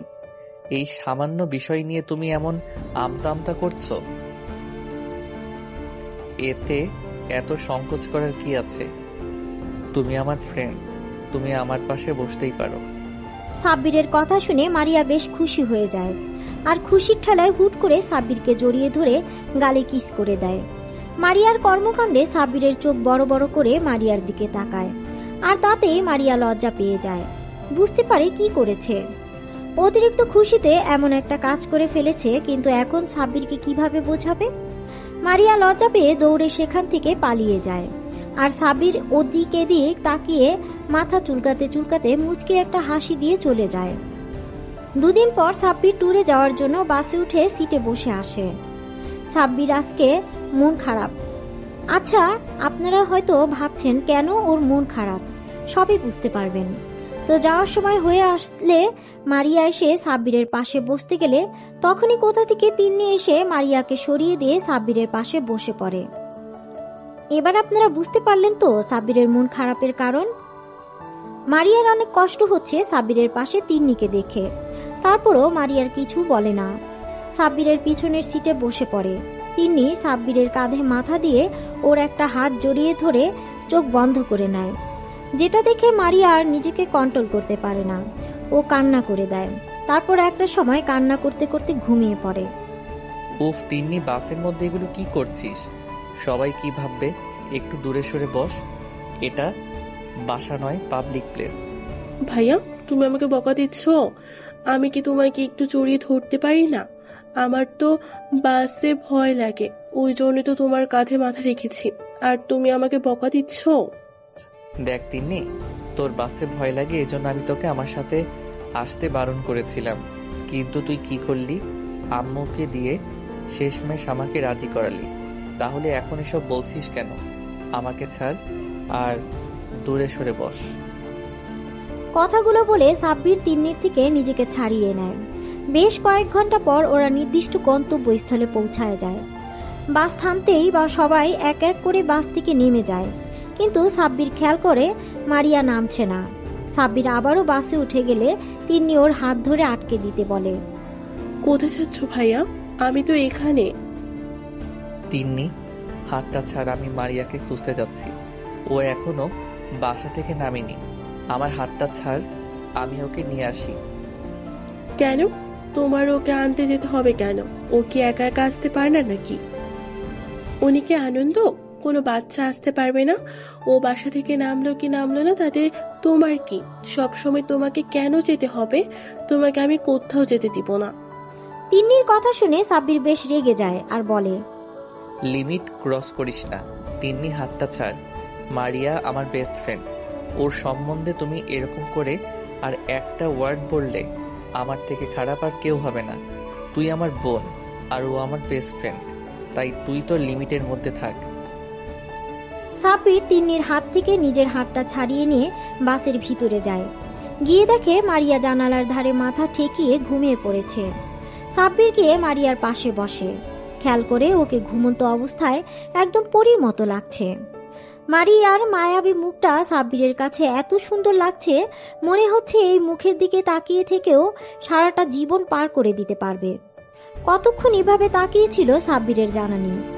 একটু পর মারিয়া চোখ মিটমিট করে তাকিয়ে দেখে সাব্বির এক ঘোর লাগা দৃষ্টিতে ওর দিকে তাকিয়ে আছে। মারিয়াকে এমন ড্যাব ড্যাব করে তাকিয়ে থাকতে দেখে মারিয়া বেশ খানিকটা লজ্জা পায়। মারিয়াকে এমন ড্যাব ড্যাব করে তাকিয়ে থাকতে দেখে মারিয়া বেশ খানিকটা লজ্জা পেয়ে যায়। ও তখনকার সব ঘটনা নিমিষেই ভুলে যায়। হালকা কাশি দিয়ে সাব্বিরের ধ্যান ভাঙানোর চেষ্টা করে, কিন্তু কোনো লাভ হয় না। সাব্বির যেন একটা অন্য জগতে চলে গেছে। শেষমেশে মারিয়া বাধ্য হয়ে সাব্বিরকে ধাক্কা দিয়ে ডাকতেই ও হকচকিয়ে যায়। মারিয়ার এরকম কর্মকাণ্ডে সাব্বির এদিক ওদিক তাকিয়ে বোঝার চেষ্টা করছে যে ও এতক্ষণ কি করছিল। যখন নিজের করা বোকামির কথা বুঝতে পারে তখন আমতা আমতা করে বলে, ইয়ে না, মানে আসলে হয়েছে কি, আমি তোমাকে নিতে এসেছিলাম। সবাই বাস থেকে নেমে গেছে, কিন্তু তোমাকে কোথাও দেখতে পাচ্ছিলাম না। তাই ভাবলাম বসে আছো আর এসে দেখি তুমি ঘুমাচ্ছ, তাই তোমাকে জাগানোর ইচ্ছা হয়নি, সেজন্যই অপেক্ষা করছিলাম। আচ্ছা তাই বুঝি। তো আমার ঘুম যেন হাওয়া ভাঙে, সেজন্য কি তুমি নিজেও ঘুমিয়ে গেছো? আমি কখন থেকে তোমাকে ডাকছি আর তুমি অন্য জগতে চলে গেছো? মারিয়ার কথা শুনে সাব্বির মাথা চুলকাতে চুলকাতে বলে, না, ওই আর কি একটু একটু। সাব্বিরের কথাতে মারিয়া আবারও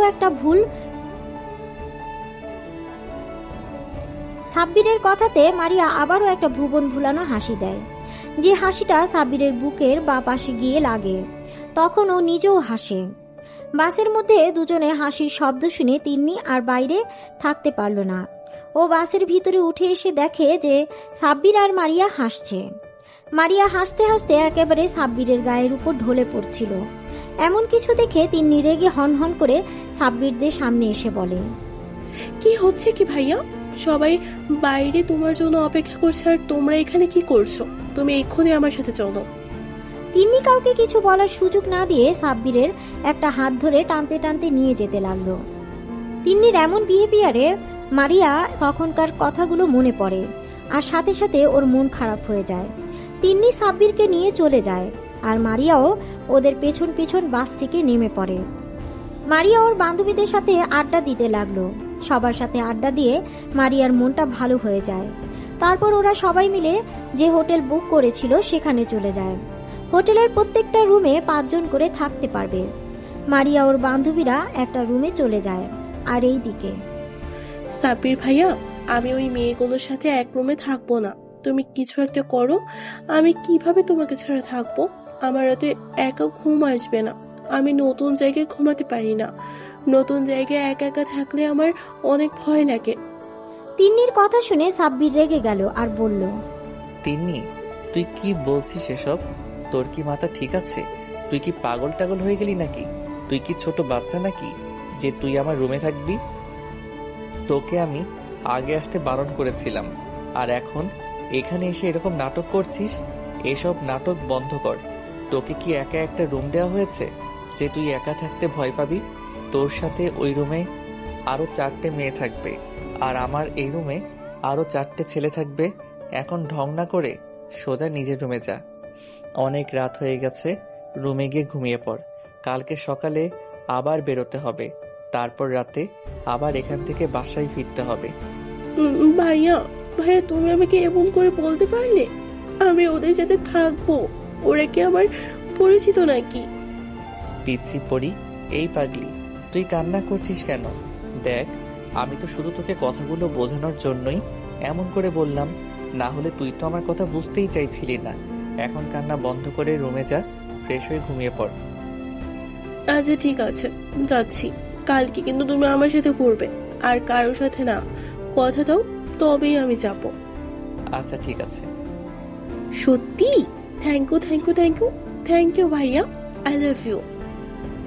তিন্নি রুম থেকে চলে যায়। পরের দিন সকালবেলায় সবাই রেডি হয়ে নাস্তা করে হোটেলের বাইরে অপেক্ষা করছে সবার জন্য। সবাই নিচে আসলে প্রিন্সিপাল স্যার মানে মারিয়ার আব্বু বলে, সবার উদ্দেশ্যে বলছি, কেউ একা কোথাও যাবে না, সবাই সবার সাথে থাকবে। প্রিন্সিপালের কথাতে সবাই সম্মতি জানায়। তারপর সবাই ঘুরতে বেরিয়ে পড়ে। অন্যদিকে মারিয়া শুধু দূর থেকে সাব্বিরকে আর তিন্নিকে ফলো করছে। সাব্বিরের পাশে তিন্নিকে মারিয়া কিছুতেই মেনে নিতে পারছে না। মারিয়ার ভেতরটা কষ্টে ফেটে যাচ্ছে, কিন্তু কারোর সামনে প্রকাশ করছে না। মারিয়া অন্যমনস্ক হয়ে বান্ধবীদের সাথে ঘুরছে আর সাব্বিরকে ফলো করছে। সাব্বির যখনই মারিয়ার দিকে তাকাচ্ছে তখনই মারিয়া জোর করে হাসার চেষ্টা করছে। একটা সময় ওরা সবাই মিলে একটা লেকের পাড়ে আসে। লেকের পাড়ে আসতেই মারিয়ার বান্ধবীগুলো ওকে বলল, দেখ মারিয়া, তুই কিন্তু একদম লেকের ধারে যাবি না। তুই যে সাঁতার জানিস না সেটা কি তোর মনে আছে? একবার যদি পা পিছলে পড়ে যাস তাহলে এখান থেকে না আর বেঁচে ফিরতে পারবি না। মনে আছে রে দোস্ত, সবই মনে আছে, আমি কিছুই ভুলিনি। মারিয়াদের এই সমস্ত কথা তিন্নি আড়াল থেকে শুনে নেয় আর একটা ডেবিল হাসি দেয়। সাব্বির ফোন দিয়ে সুন্দর কিছু মুহূর্ত ক্যামেরা বন্দি করছিল। ও খেয়ালই করেনি মারিয়া কোথায় আছে। একটা সময় ওর বান্ধবীরা সবাই প্রকৃতির অনুরূপ সৌন্দর্য দেখছে আর মারিয়া একা হয়ে পড়ে। আর সেই সুযোগে পিছন থেকে তিন্নি গিয়ে ওকে ধাক্কা দিয়ে লেকের পানিতে ফেলে দেয়। মারিয়া লেকের পানিতে পড়ে সাথে সাথে চিৎকার দিয়ে ওঠে আর বারবার সবাইকে ডাকতে থাকে। তারপর বেশ কিছুক্ষণ মারিয়া চিৎকার করতেই সবাই ছুটে লেকের কাছে এসে দেখে মারিয়া পানিতে হাবুডুবু খাচ্ছে। প্রিন্সিপাল স্যার মারিয়া বলে চিৎকার দেয়। তারপর পানিতে নামতে লাগলে সাব্বির এসে আটকে দেয়। তারপর নিজেই লেকের পানিতে ঝাঁপ দেয়। সাব্বির সাঁতরে মারিয়ার কাছে চলে যায়। তারপর নিজের সাথে জড়িয়ে নেয় মারিয়াকে, পানি থেকে তুলে আনে। মারিয়া অনেক পানি খেয়ে ফেলেছে, যার দরুন জ্ঞান হারিয়ে ফেলেছে। সাব্বির মারিয়াকে পাড়ে শুইয়ে দেয়। তারপর সাব্বিরের 2 হাত দিয়ে মারিয়ার পেটে চাপ দিয়ে পানি বের করতে থাকে। মারিয়া পেট থেকে পানি বের হওয়ার পরেও যখন ওর জ্ঞান ফিরছিল না, তখন সাব্বির ওর হাত ধরে ডাকতে থাকে, মারিয়া পাখি, এই মারিয়া পাখি, প্লিজ চোখ খুলে একটু কথা বলো পাগলি আমার সাথে। না না, এই কিছুতেই হতে পারে না। আমার এত সাজানো প্ল্যানটা কিভাবে নষ্ট হলো? এইভাবে চললে একদমই হবে না। তাহলে সাব্বির আমার হাতছাড়া হয়ে যাবে, আর ওকে আমি কিছুতেই অন্য কারো হতে দিব না। সাব্বির শুধুই আমার। সাব্বিরকে আমি ছাড়া আর কেউ পাবে না। সাব্বিরের দিকে যদি অন্য কেউ তাকায়, তার চোখ আমি তুলে নিব। মারিয়া, তোর এত বড় সাহস! তুই আমার সাব্বিরকে নিজের করে পেতে চাইছিস? তোর বোনের মৃত্যুটা আমার হাতে হতো, কিন্তু ভাগ্যের খেলা, সে নিজের মৃত্যু নিজেই লিখে নিয়েছে। এখন তোর পালা। তিন্নি, তুই ভাব, তোকে বড় কিছু করতে হবে। মারিয়া, তুমি রেডি থাকো। এবার তোর সাথে যেটা হতে চলেছে সেটা তুই কল্পনাও করতে পারবি না। তিন্নিমা, আমার কি হয়েছে? এভাবে কান্না করছিস কেন? দরজাটা খোল, কি হয়েছে সেটা না বলে কিভাবে হবে? এভাবে খাওয়া দাওয়া বন্ধ করে রুমের দরজা লক করে কান্না করলে হবে? একটু দরজা খোল, বল মা কি হয়েছে। আম্মুর কথা শুনে তিন্নি রুমের ভেতর থেকে জোরে চিৎকার দিয়ে বলে, আন্টি, তুমি এখান থেকে চলে যাও। আমি কিচ্ছু খাবো না, আর রুমের দরজাও খুলবো না। এরকম করলে কেমন করে হবে? এমন জেদ ধরে থাকলে হবে? বল মা, দরজাটা একটু খোল। কি চাই বল? তোর যা চাই আমি তোকে দিব, শুধু একটা বার বল তোর কি চাই। দেখ, আমি তোকে সেটাই দিব। তাও দরজা খোল মা। তুই সারাদিন কিছু খাসনি, এভাবে না খেয়ে কান্নাকাটি করলে তো অসুস্থ হয়ে পড়বি। আন্টি, আমি যা বলবো তাই শুনবে তুমি? আমি যা চাইবো সেটাই দিবে, বলো। বললাম দিব, তুই একবার দরজাটা খোল মা। তুই যা বলবি সেটাই হবে।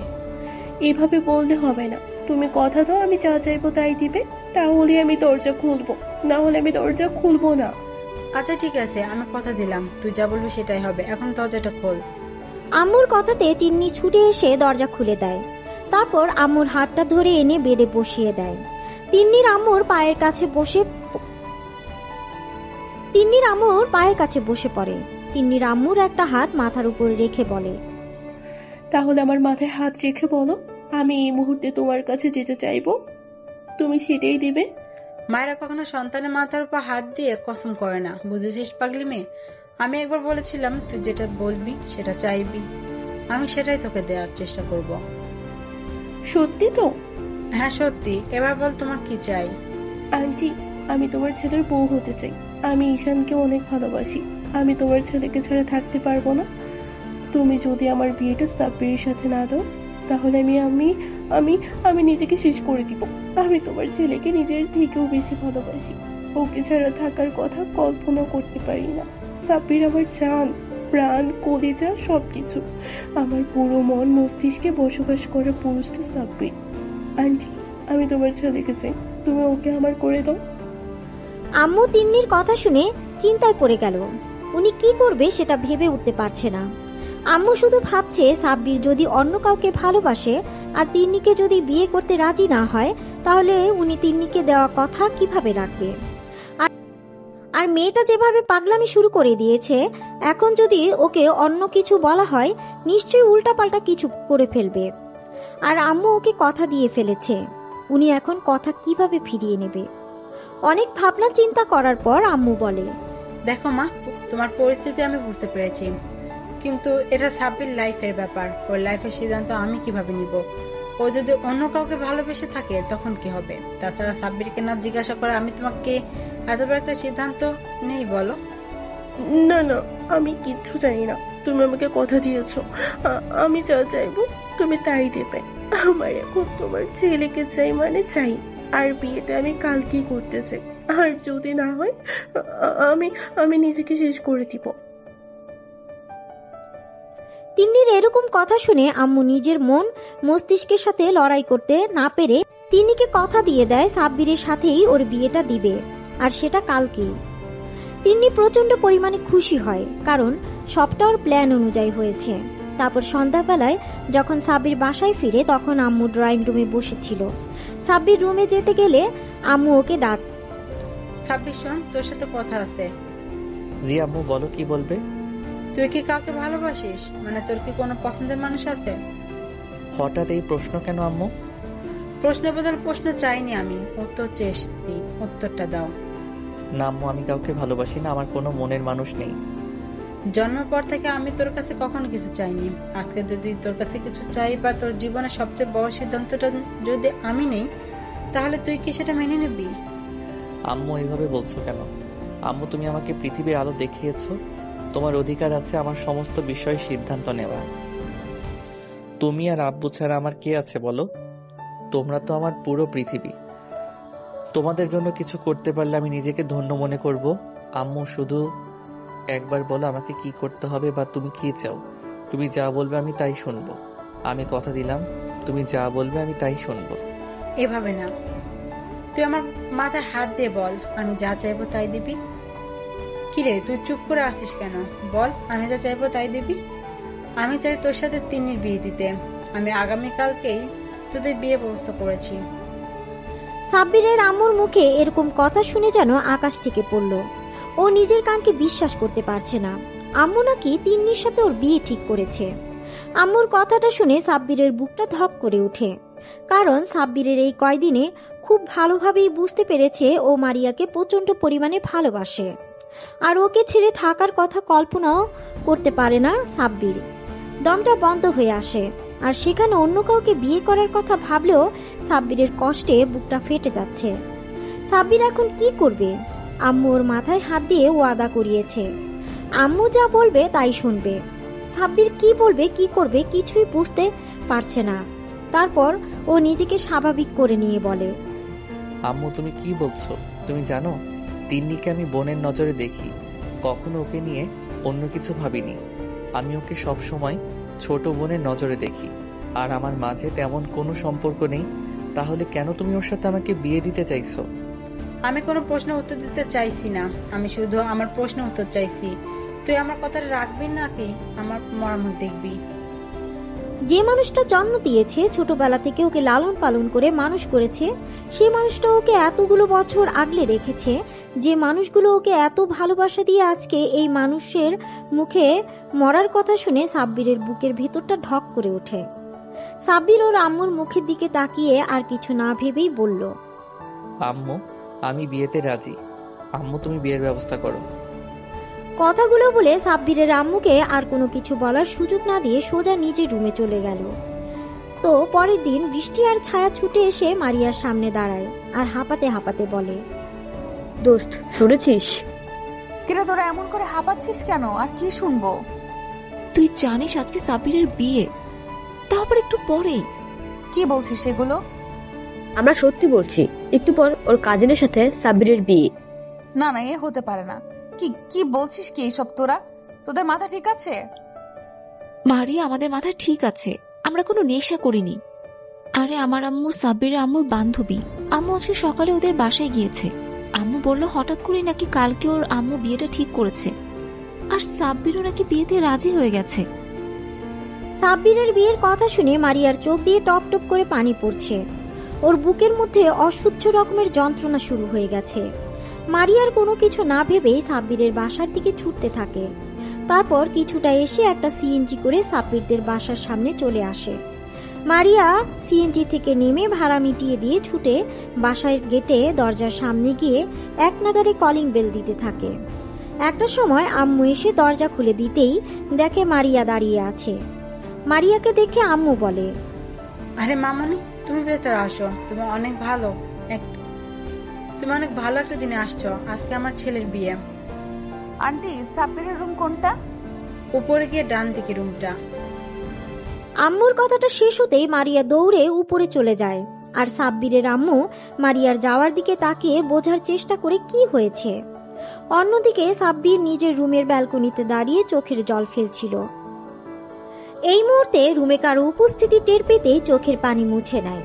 তারপর পিছন ফিরে দেখে মারিয়া কান্না ভেজা চোখে ওর দিকে তাকিয়ে আছে।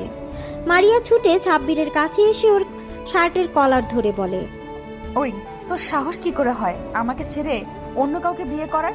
তুই জানিস না আমি তোকে ছাড়া বাঁচবো না, তোকে ভালোবাসি। তুই কি আমার চোখের ভাষা বুঝিস না? সাবির, আমি তোকে ছাড়া বাঁচতে পারবো না। তুই এই বিয়েটা কখনো করবি না। তুই শুধুই আমার, তুই অন্য কারো না।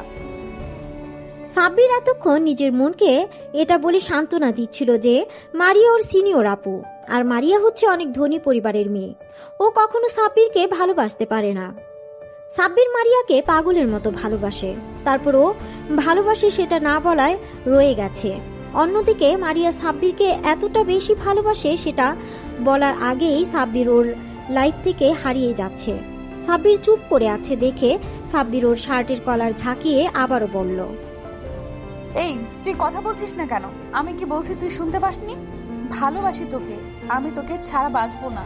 তুই ওই তিন্নিকে বিয়ে করবি না। তুই যদি ওকে বিয়ে করিস আমি নিজেকে শেষ করে দিব। তুই শুধু আমার, না হলে অন্য কারো না। সাব্বির মারিয়ার কথার প্রতি উত্তরে কিছু বলতে যাবে তখনই দরজার দিকে তাকিয়ে দেখে ওর আব্বু আম্মু দাঁড়িয়ে আছে। আর শুধু আব্বু আম্মু নয়, বিয়েতে যে কয়জন লোক এসেছিল সবাই দাঁড়িয়ে আছে, আর সবার পিছনে তিন্নি দাঁড়িয়ে আছে। সাব্বিরকে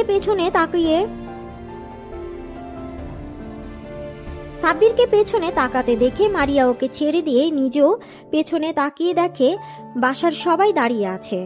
মারিয়া এবার আম্মুকে দেখে দৌড়ে আম্মুর কাছে গিয়ে হুট করে আম্মুর পায়ের কাছে বসে পড়ে, তারপর পা দুটো জড়িয়ে ধরে কান্না করে দিয়ে বলে, আন্টি, আমি সাব্বিরকে অনেক ভালোবাসি। প্লিজ আন্টি, তুমি ওর বিয়েটা অন্য কোথাও দিও না।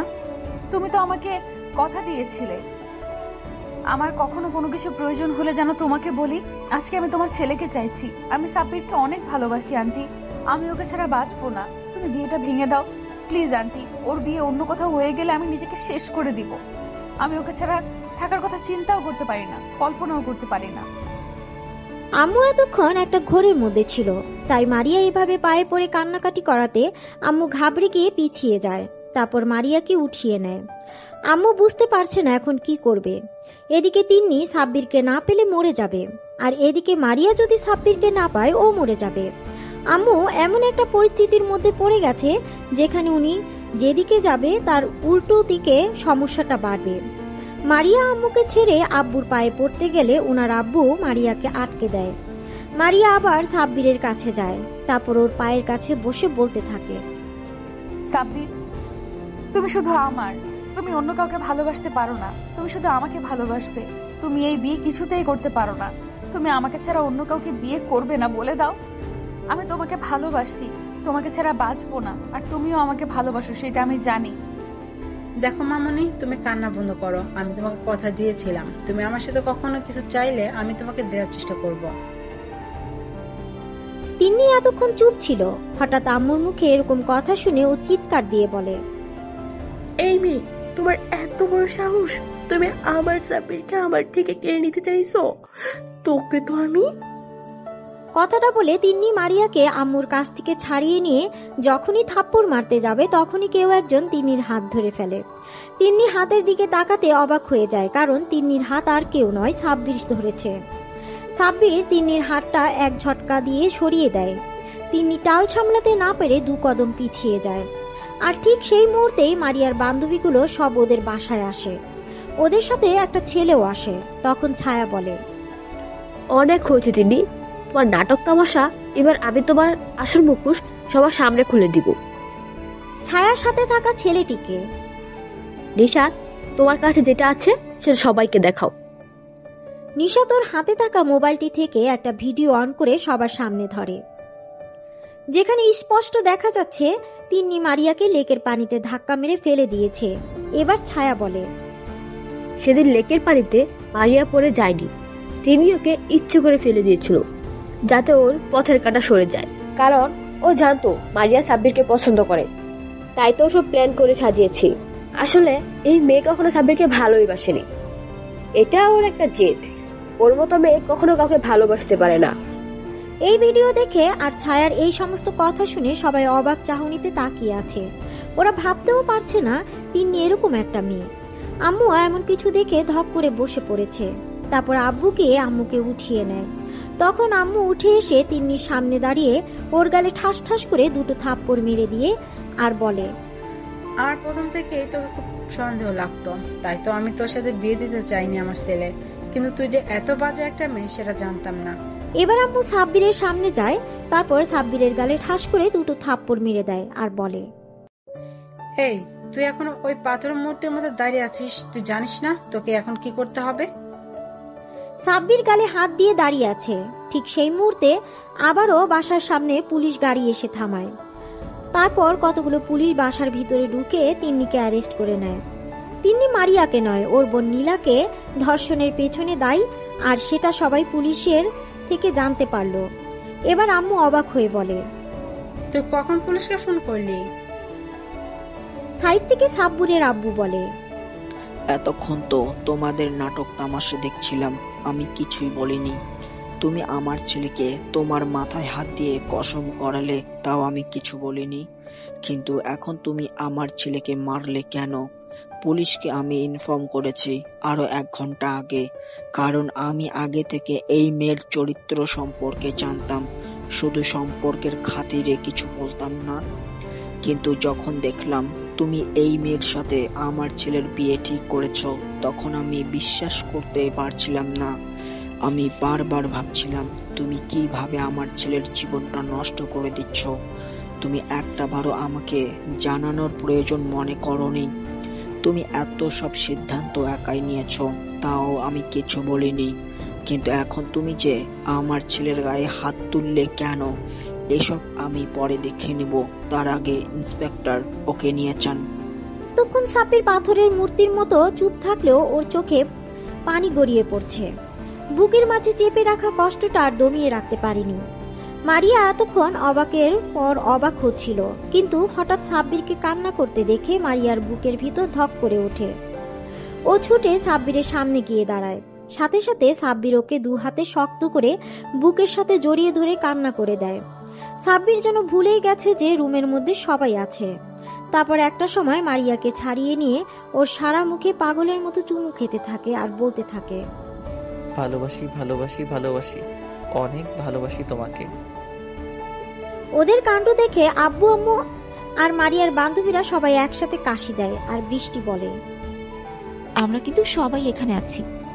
যত ভালোবাসা আছে সব বিয়ের পর দেখিও, আমাদের সামনে দেখাতে হবে না। আমরা এখনো সিঙ্গেল, আমাদের কষ্ট তো একটু বোঝেন দুলা ভাই। কথাটা বলতেই সবাই একসাথে হেসে দেয়। তারপর সবাই ড্রয়িং রুমে এসে মারিয়ার আব্বু আম্মুর জন্য অপেক্ষা করে। কিছুক্ষণের মধ্যে মারিয়ার আব্বু আম্মু চলে আসে। মারিয়ার আব্বু আম্মুকে সবটা বলা হলে মেয়ের সুখের কথা ভেবে ওরা আর দ্বিমত করেনি। ওরা জানে সাব্বির যথেষ্ট ভালো একটা ছেলে, ওদের মেয়ের জন্য সুযোগ্য পাত্র। ওরা তো ওদের মেয়ের জন্য এমন একটা ছেলেই খুঁজছিল যে ওদের মেয়েকে প্রচন্ড পরিমাণে ভালোবাসবে। সবার সম্মতি পেয়ে কাজীকে আসতে বলে। কাজী সাহেব, বিয়ের কাজ শুরু করেন, সাফল্যের জন্য করতে হবে। কাজী সাহেব বিয়ের কাজ শুরু করে। একটু পরে কাজী সাহেব মারিয়াকে কবুল বলতে বললে মারিয়া 3 বার কবুল বলে দেয়। তারপর কাজী সাহেব সাব্বিরকে কবুল বলতে বললে ও মারিয়ার দিকে তাকিয়ে 3 বার কবুল বলে দেয়। ওরা দুজন একটা পবিত্র বন্ধনে আবদ্ধ হয়ে যায়।